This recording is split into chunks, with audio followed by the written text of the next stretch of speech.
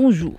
À l'occasion de la Journée internationale des femmes, nous nous intéressons au sujet de l'autonomisation économique des femmes au Maroc. Malgré les avancées, le taux d'activité reste faible et l'entrepreneuriat au féminin peine toujours à décoller. Pour en parler, nous recevons Madame Leila Doukali, présidente de l'AFEM, qui nous apportera sa vision et son analyse sur l'entrepreneuriat féminin au Maroc. Madame Leila Doukali, merci d'avoir répondu à notre invitation. Bonjour Madame Kitiani, merci à vous pour votre invitation. Alors, pour commencer, comment évaluez-vous aujourd'hui l'évolution de l'entrepreneuriat féminin au cours de ces dernières années? Mais écoutez, on se retrouve toujours au même endroit. Oui. Pour parler du même sujet. Voilà, pour parler du même sujet, la problématique de l'autonomisation économique des femmes, de leur émancipation. Écoutez, j'aurais souhaité vous annoncer d'autres chiffres, d'autres résultats. Vous l'avez dit, le taux d'activité des femmes au Maroc est en train de reculer. Le taux de création d'entreprises est aux environs de 10%. Par rapport à 12-14% il y a à peu près une dizaine d'années. On est en recul carrément? Ah oui, absolument. Oui, absolument. Et en fait, ce qui prend le pas sur tout ça, c'est le côté informel.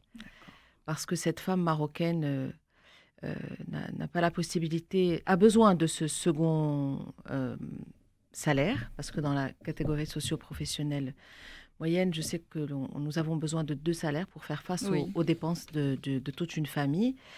Le mari va au travail, dispose de la voiture, etc. La femme doit rester pour s'occuper, évidemment, pour porter les charges familiales qui lui sont octroyées naturellement et qu'elle s'octroie aussi. Et donc, elle n'a pas la possibilité d'aller se rendre sur un lieu de travail, mais elle travaille à la maison pour pouvoir un peu arrondir les fins de mois. Et c'est pour ça que nous pouvons annoncer aujourd'hui qu'on est 2 tiers informels, 1 tiers formel. Et je pense qu'il y a des choses à faire. Hein. Il y a beaucoup à faire. Alors, j'enchaînerai sur l'étude qui vient de sortir de Mastercard, donc d'une appétence. On va en arriver, on va pas accélérer. Alors déjà, il y a un chiffre justement de l'Observatoire des TPME qui parle de 15% des entreprises qui sont gérées par des femmes. Un chiffre pour eux qui stagne depuis 2020. Quels en sont, selon vous, les principaux freins aujourd'hui qui freinent l'accès des femmes à l'entrepreneuriat? Écoutez, c'est un peu de tout. C'est le fait qu'elle soit responsable de sa famille, qu'il n'y ait pas d'égalité dans les responsabilités, dans la gestion, dans la responsabilité familiale. Le fait qu'elle porte tout. Mais ce chiffre-là de l'Observatoire, je pense qu'il était plutôt à 16. Nous, notre définition au sein de l'Association des femmes chefs d'entreprise du Maroc, une femme chef d'entreprise, c'est pas une femme dirigeante. Une femme chef d'entreprise, c'est une femme qui a pensé un projet, qui est partie chercher le financement, qui a construit un business plan, qui a revu son business model, qui passe des nuits blanches parce qu'elle a des engagements financiers à la fin du mois. Une femme dirigeante pour qui j'ai tout le respect, c'est une femme qui est venue, qui dirige. Donc c'est pour ça qu'on n'a pas les mêmes chiffres, avec tout le respect que je peux avoir pour la femme dirigeante. Oui, effectivement, c'est en recul. Après, on vous dit que c'est aussi une question de financement. Pour moi, le financement vient en bout de parcours. Si on a un projet qui tient la route, qui est bien présenté, bien ficelé, bankable, la banque va sauter le pas.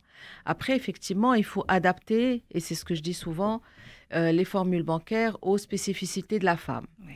C'est-à-dire qu'elle dispose beaucoup moins qu'un homme de garanties à présenter à la banque, être beaucoup plus souple probablement dans la présentation, dans l'approche quand elle présente son projet, ne pas lui fermer la porte s'il n'est pas bien présenté, son business plan, essayer de l'accompagner. C'est ce que j'encourage les banques à faire. Nous le faisons, mais on ne peut pas couvrir toutes les femmes qui poussent la porte d'une banque. Les hommes ne vont pas être contents non plus. On peut parler des conditions avantageuses pour les femmes. C'est-à-dire que déjà, c'est pas simple. Vous savez qu'on a un taux de bancarisation de la femme qui est très faible. On n'a pas exactement, on parle de 35%, c'est rien de femmes qui ont un compte bancaire. Donc la relation à la banque d'une femme est déjà compliquée. Là, à partir du moment où elle se réveille un matin parce que ses enfants sont partis, ça y est, ils sont au collège et qu'elle se dit, voilà, j'ai envie de gagner ma vie autrement, j'ai un rêve, j'ai une idée. Donc, je vais pousser la C'est porte d'une déjà... banque. Voilà, c'est déjà magnifique. Donc, elle va être peut-être maladroite, n'est pas formée pour parler le langage des banquiers. Et donc, ce que je souhaiterais dire aussi à mes amis des banquiers, c'est de capter cette femme-là, sachant qu'elle a une envie, qu'elle a une idée, qu'il faut l'accompagner. Voilà, et être complément de ce que nous pouvons faire au niveau de la société civile, parce qu'évidemment, on ne peut pas accompagner tout le monde et on n'est pas visible, malheureusement, chez toutes les personnes. Après, voilà, c'est les charges familiales, c'est le manque de crèche aussi. Une femme n'est tranquille, ne peut aller travailler sereinement que si elle sait que son enfant est en sécurité quelque part. Avoir une politique de transport, c'est en train de se développer, donc je suis ravie de voir cela. C'est pas encore ça, mais c'est en cours, donc on a beaucoup d'espoir là-dessus. Mais pour avoir une économie stable, vigoureuse, on a besoin de nos femmes. On a besoin de nos femmes. Il y a aussi ce chiffre où vous avez parlé d'envie. Il y a cette envie dont parle justement l'étude de Mastercard, de 54%, je pense. Non, plutôt 74%. D'accord. Il faut savoir que Deloitte avait sorti un chiffre il y a 3 ans de 34%. Donc, vous imaginez le gap qu'on a fait. Mais écoutez, il faut surfer sur la vague. Nous, en tant que société civile, avec les moyens que nous avons, les petits moyens que nous avons, nous avons mis en place donc un projet, je pense qu'on a un programme plutôt. Donc, on en parlera tout à l'heure. Et on essaye d'accompagner cette femme-là, on essaye d'être présente à peu près sur toutes les régions. Mais ne faut-il pas profiter justement, parce qu'on parle de 74%, il faut vraiment mettre quelque chose en place il faudrait en fait, c'est les fameux pouvoirs, les partenariats. Parce que là, on parle de rêve, c'est ça, 74% qui rêvent. Alors justement, nous, on a devancé ce chiffre-là et cette étude. Et voilà, on a poussé la porte du ministère de l'Industrie et du Commerce et on a fait une proposition. Nous avons un ministre qui est très ouvert et qui accompagne beaucoup et qui soutient beaucoup la femme marocaine. Et nous avons créé Chi Industriel. Et Chi Industriel, donc nous allons le lancer très très vite, très bientôt. C'est aussi, mis à part l'idée d'une industrie, qu'aurait une femme, parce que beaucoup de femmes dans l'informel sont des industrielles. Mais elles sont dans l'informel, elles transforment des choses, elles sont dans les cosmétiques, elles sont dans l'habillement, elles sont dans l'alimentation. Et tout ça, ça peut créer aussi de la valeur ajoutée si on lui donne plus de pouvoir et de visibilité. Elle va créer de l'emploi parce qu'elle va grandir, elle va avoir de la demande, Et donc, ce programme de Chi Industriel aussi va accompagner d'abord non seulement ces femmes-là qui sont un peu dans l'ombre et qui se disent « Ah, peut-être que je vais pouvoir grandir ». Et donc, on va les accompagner sur une vision 360 degrés. Et puis, on a aussi une super belle banque de projets qu'on va mettre à disposition de ces femmes-là. En fait, on leur donne un cadeau, on leur dit voilà, avec tout le financement, voilà ce que ça va coûter, voilà les avantages, les inconvénients, les marchés, le SWOT, enfin toutes les analyses économiques, et aller piocher en fonction de ce que vous pouvez faire. Voilà, donc nous on essaie de faire de notre mieux pour accompagner cette femme-là et je saisis cette occasion pour le dire. Et je vous en remercie, ma chère Mounia, c'est de dire voilà, que la femme est forte de ses membres, de ses engagements. Et que voilà, toute femme qui souhaite créer une entreprise, qu'elle n'hésite pas à venir nous contacter, on l'accompagnera du mieux qu'on pourra, parce qu'on sait que c'est compliqué pour une femme. C'est un vrai parcours du combattant. Parce que du matin au soir, elle a déjà une entreprise non rémunérée, d'accord, qu'elle gère. En plus, si elle se rajoute autre chose, mais elle en a tellement besoin. Elle est tellement brillante, cette femme marocaine. Justement, on parlait de défis et tout ça. Il y a aussi le problème d'accès au financement, qui aujourd'hui reste l'un des défis majeurs pour les femmes entrepreneurs. Quel levier, selon vous, Madame Doukhali, faut-il activer pour leur garantir un meilleur accès à ce financement? Écoutez, déjà, c'est une relation apaisée avec la banque. Nous, ce que nous avions fait avec un partenaire qui est le CIH, je n'hésite pas à le nommer, c'est-à-dire que quand on s'était engagé avec cette institution bancaire, dans le cadre de la convention et connaissant un peu l'approche de la femme face à la banque, j'avais demandé qu'on me donne 2 numéros de portable, 2 adresses mail, pour qu'il y ait un contact direct avec un banquier. Et c'est ce que je demanderai à mes autres banques partenaires. Cette femme-là, elle a besoin de comprendre comment ça fonctionne. Elle se dit qu'elle n'a pas besoin. C'est vrai que il y a des garanties à apporter généralement. Alors, il y a le programme de Tiam Wilcom qui Invest, où il donne un Oui. peu plus de garanties à la femme dans le cadre de son projet. Euh, m- m- mais ce financement, il faut qu'il soit pris en main par une formation dédiée qui va permettre à cette femme-là de comprendre. Et nous, ce qu'on assure à travers notre programme chez Impulse, c'est de faire en sorte que cette femme-là, quand elle arrive en fin de parcours, pour moi, le financement, c'est la fin. Pour moi, Oui. c'est l'aboutissement de tout, c'est qu'elle soit bankable. Et comme je l'ai dit tout à l'heure, et je n'hésite pas à me répéter, une femme, un projet qui tient la route, qu'il soit homme ou femme, est finançable. Mhm. Après, c'est un engagement aussi. Donc, si cette femme-là ne va pas essayer de se débrouiller son petit bas de laine, sa petite avance, Oui. ça veut dire, je ne sais pas à quel point elle va être engagée. C'est une bataille, hein, Ben oui. l'entrepreneuriat. C'est un parcours du combattant, je l'ai dit tout à l'heure. Donc, elle a besoin aussi de s'impliquer. Et en s'impliquant, c'est d'apporter aussi un côté de chez elle, un prêt auprès de sa famille, quelque chose qui va Mhm. permettre de rassurer Bien la sûr. banque. Mais il n'y a pas aussi cette réticence de la part des banquiers quand c'est une femme. Jamais de la vie. C'est vrai. Non, non, jamais de la vie. Ah non, non, D'accord. je suis catégorique Mhm. là-dessus. Absolument pas. On sait, mes amis banquiers avec qui j'échange me disent qu'elle est beaucoup plus solvable, cette femme. Très bien. Elle est beaucoup plus solvable. Mais Plus après, engagée, plus engagée, elle a responsable. peur, elle paye ses échéances, elle a peur de ne pas, Oui.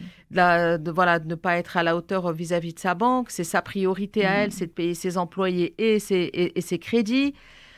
Mais après, c'est vrai que les banquiers, voilà, c'est une grosse machine. Ils ont un dossier, ça passe, ça casse. Mhm. Donc nous, on a un projet, une femme a un projet, elle vient nous voir, on l'incube, on la soutient, on la forme, on révise avec elle son business plan, on voit si elle a une possibilité de réussir, parce que on peut délirer hein, sur des projets, mais après, est-ce qu'il y a un marché qui va pouvoir absorber Oui.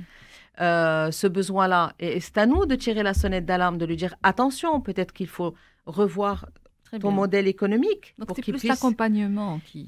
Évidemment, c'est un soutien, c'est de l'accompagnement, il faut la prendre par la main et la rassurer, lui dire qu'elle est capable et qu'elle peut le faire et qu'elle doit être une actrice incontournable du développement de notre pays. On Elle a l'est des déjà. échéances. Oui. Mais oui, mais elle n'est pas assez. Elle étudie, elle est brillante, elle sort généralement major de promo, puis après on les perd.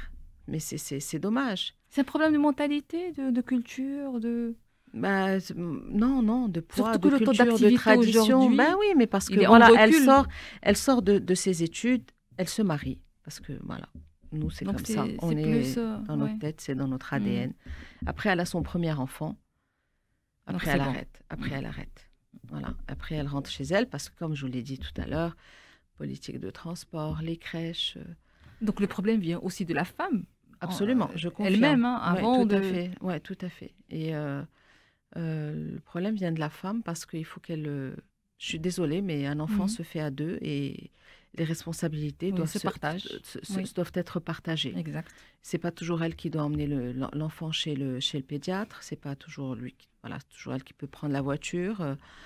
Il y a aussi une volonté aussi. J'aimerais porter aussi ce projet. Je vous le dis, c'est comme un plaidoyer pour pouvoir revoir dans le code du travail la possibilité de donner à ces femmes-là, par exemple, 2 demi-journées pour ces femmes qui travaillent, parce qu'elles ont besoin aussi de prendre soin d'elles, Oui. d'être prêtes, parce que quand arrive le week-end, pour celles qui travaillent, quand arrive le week-end, elles n'ont pas le temps. Il faut qu'elles fassent les courses, il faut qu'elles s'occupent d'elles, qu'elles fassent Oui. voilà, qu'elles s'occupent des activités scolaires et tout, et tout, et tout. Et j'aimerais juste pour qu'elles soient encore mieux et plus disposées, être encore plus efficaces qu'elles ne l'est, peut-être leur accorder du télétravail ou deux demi-journées, voilà, Trouver des arrangements compte tenu de la réalité de notre société. On ne va pas la changer du jour au lendemain. C'est clair. Elle porte tout, elle est responsable familiale, voilà, donc compte tenu de tout ça, peut-être la soulager dans son quotidien. Très bien. Alors, il y a aussi ce plan gouvernemental qui parle de l'égalité 2023-2026 qui vise à accroître le taux d'activité des femmes qui aujourd'hui ne dépassent pas les 19%, soyons clairs. Non, qui ne dépasse pas, mais qui est en recul. En recul. C'est ça, moi, qui m'inquiète le Très plus. bien. Et il a reculé Il de stagne 28. pas, il recule. Très bien. Mais quel regard portez-vous sur la mise en œuvre de ce plan? Et puis, est-ce que vous pensez aujourd'hui qu'il est à la hauteur des enjeux? Bah écoutez, avec tout le respect que j'ai pour les institutions gouvernementales de notre pays, moi je ne vois pas de plan. Très bien. Bah, au moins c'est clair, il n'y a rien qui soutient le fait de pouvoir aider cette femme à aller travailler. Voilà, ma réponse est claire, je ne le vois pas là, et les résultats sont là. Donc en fin de parcours, on n'aura pas atteint les 30%, loin de là, parce que déjà si on arrive dans un an à rester à 19%, c'est bien. Mais moi, je ne le vois pas, ce plan. Je ne le vois pas. Qu'est-ce que vous proposez pour... Je l'ai dit à travers voilà, ce que je vous dis depuis tout à l'heure. C'est une vraie politique publique privée où on va accompagner cette femme avec des plaidoyers, avec un changement de code du travail, Oui, par exemple. oui. Parce que d'abord, globalement, il a besoin d'être revisité. Ça va encourager beaucoup les entrepreneurs à embaucher. C'est un frein. Ça, c'est un autre sujet. Écoutez, les politiques sociétales, enfin, voilà, des Oui, crèches, politiques oui. de transport, un travail sur les mentalités aussi. Un travail sur les mentalités, des campagnes médias qui vont sensibiliser ces générations à venir, l'école aussi, sur l'égalité des responsabilités familiales. Voilà, il y a plein de choses à faire, mais il faut les faire.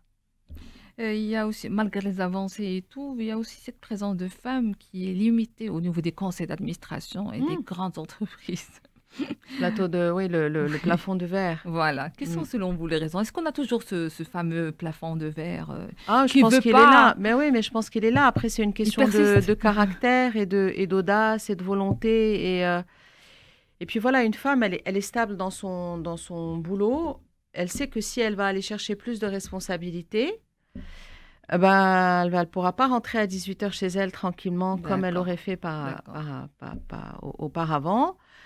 Et puis voilà, et puis il y a l'histoire aussi du réseau. On va s'asseoir autour d'une table. Les hommes ont plus de facilité à se mettre en réseau, à se pousser les uns les autres, à faire passer des messages pour pouvoir aller. Puis un homme n'aura aucun scrupule à pousser la porte de son patron pour lui dire voilà, j'aimerais, il y a un poste qui se libère, j'aimerais le prendre. Je crois que ça commence à changer là. Écoutez, je le souhaite. J'espère que voilà, je le souhaite vivement et c'est une question de confiance en soi. Après, voilà, est-ce que cette femme-là est prête à rentrer plutôt à 20h ou peut-être à 21h? Parce que voilà, plus on monte et plus voilà, on compte plus les horaires de travail. Voilà, on est 4 supérieurs et on a du rendu, on a des choses à rendre rapidement et voilà.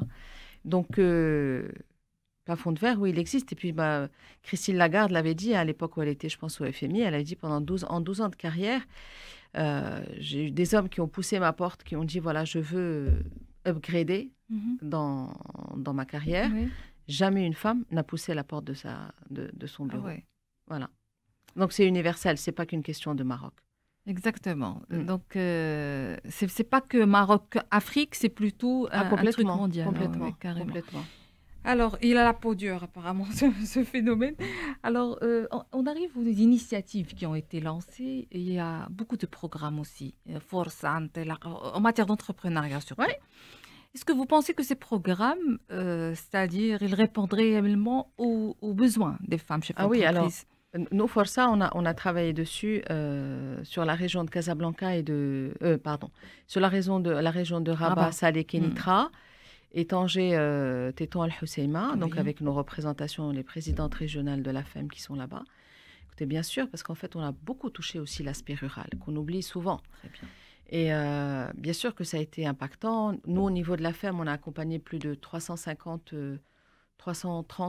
projets entre Rabat et Tanger. Donc bien sûr que c'est un accompagnement, bien sûr que c'est une volonté, il en faudrait plus, mais après il faut un budget pour ça, parce que c'est voilà. Et l'État n'a pas forcément le budget toujours pour ce genre d'initiative. Après, Intelaka, oui, ça existe encore une fois, c'est un programme de financement à hauteur de 1,2 million. Il tient la route, votre projet, vous êtes financé. Bien sûr que ça encourage, mais il y a des programmes. Mais pour compléter un peu tout ça, la FEM aussi a sa feuille de route. Justement, on voulait parler de cette feuille de route que vous avez lancée en décembre dernier sur les 3 prochaines années. Les 2 prochaines années. D'accord. C'est une feuille de route qui est valable sur les 10 prochaines années. Très bien. Donc, oui, Alors, je peux le dire. quelles en sont les grandes orientations, Madame Doukali?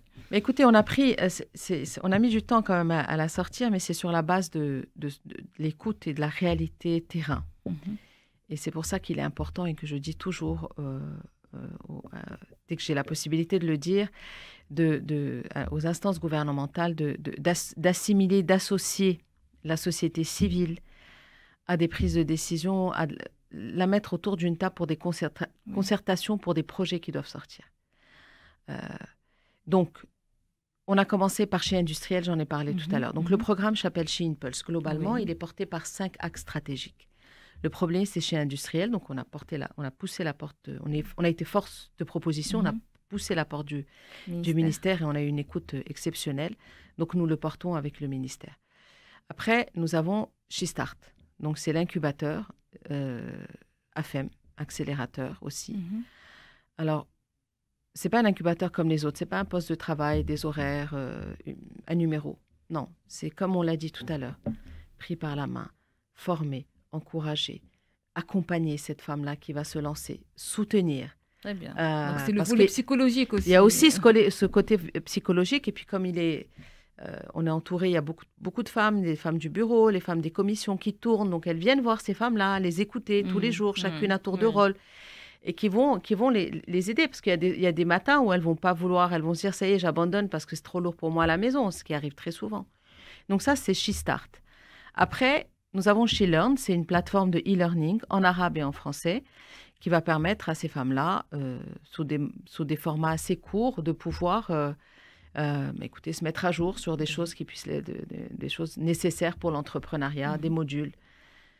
Très sympathique comme plateforme. Et j'encourage les femmes à se connecter. Et c'est gratuit et c'est voilà. Le quatrième axe, c'est She Green, parce qu'on ne peut pas faire de nouveaux business sans être éco-responsable. Et le cinquième, c'est She Digital. On ne peut pas faire de l'entrepreneuriat si nous ne sommes pas digitalisés et on ne peut pas croître si nous ne sommes pas digitalisés, surtout avec cette vague de l'IA qui arrive à grands pas et qui fait un tout petit peu peur quand on ne sait pas la maîtriser, mais qui est tellement pratique et précieuse.